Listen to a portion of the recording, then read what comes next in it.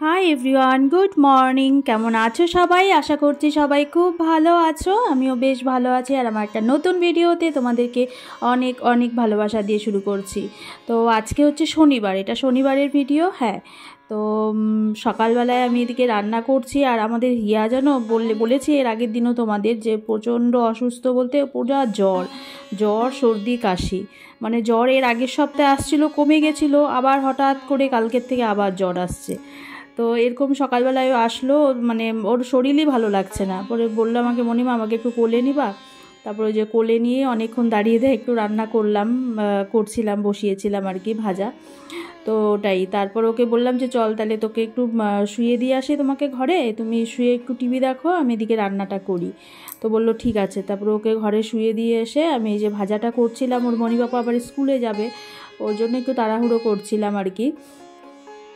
আর আজকে তো শনিবার, তো নিরামিষ। আজকে রাত্রে যে মহালয়ার পিকনিক খায় সবাই, তো নিরামিষ তো আজকে খাবেই না, ওর জন্যই আর কি। ও যে মুরগি নিয়ে আসবে আর কি।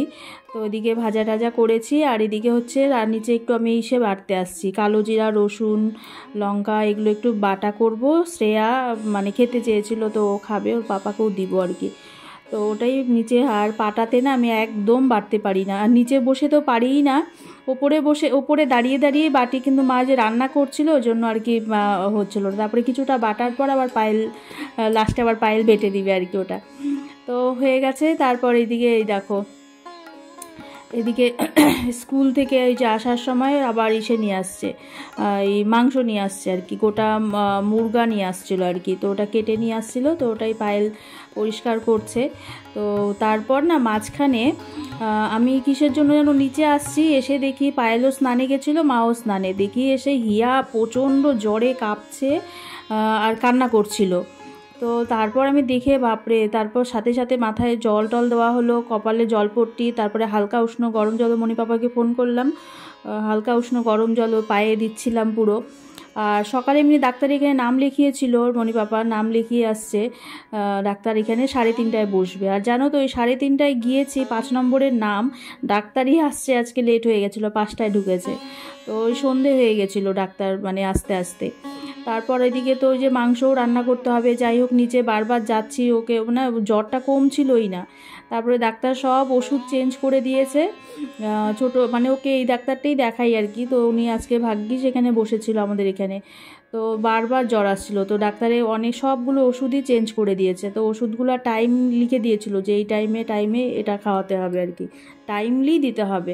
তো ওগুলো দেওয়ার পরে তারপর একটু জ্বরটা কমলো সন্ধ্যার রাত্রিবেলায় আর কি, 8টার দিকে। তারপর এই যে আমি এসে মাংস তো পায়েল ধুয়ে রেখেছিল, তো ওই যে মাংসটা আমি ডাক্তার এখান থেকে এসে মাংসটা মেখে রেখেছিলাম, নাহলে তো হবে না। আর অনেকটাই মাংস, ওর জন্য আজকে বড় কড়াইতে দিয়েছি, সবাই একসাথে খাওয়া দাওয়া হবে আর কি, ওর জন্য।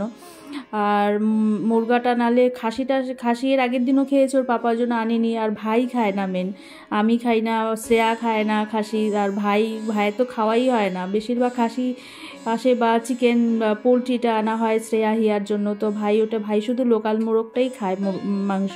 তো ওর জন্যই আজকে মুরগা আনা হয়েছে আর কি, লোকাল মাংস। তো ওর জন্যই করা হয়েছে, শুধু মাংসই করব, আবার রুটিও করতে হবে। পাপা বললো 2টা রুটিও খাবে, তো ওটাও করব। তো যাই হোক, সবার খাওয়া দাওয়া কমপ্লিট। এখানে লাস্টে যে আমি আর পায়েল বসছি আর কি। আর হিয়ার এই রকম না, ও খেতেও পারছে না, কিচ্ছু খাচ্ছে না। এই ফলটা শুধু একটু দেওয়া হচ্ছে জোর করে, কেন ওষুধ খাচ্ছে, কিছু তো খেতে হবে। তো ওকে শুয়ে দিয়ে আসে, ওষুধ তো দেওয়া হয়ে গেছে হিয়ার। আমি আর পায়েলই লাস্টে বসছি আর কি। ওকে বললাম তুমি খেয়ে চলে যাও, আমি এগুলো সব পরিষ্কার করবো, ওর পাশে তো থাকতে হবে একজনকে, ওর জন্যই। তো ঠিক আছে, আজকের দিনটা এইভাবেই গেল। সবাই ভালো থেকো, সুস্থ থেকো।